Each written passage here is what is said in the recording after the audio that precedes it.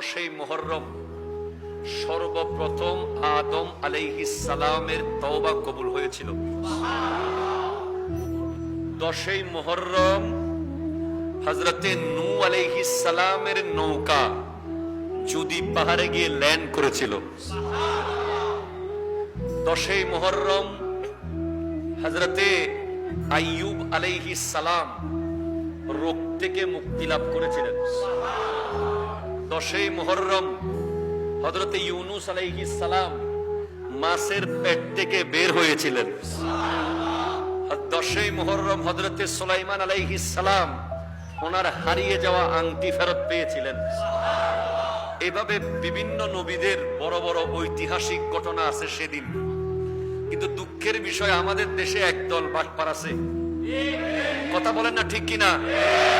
ওরা বলে 10ই মুহররম তো হুসাইনের জন্য দামি হয় নাই, এটা তো আগে থেকেই দামি নবীদের এই কারণে।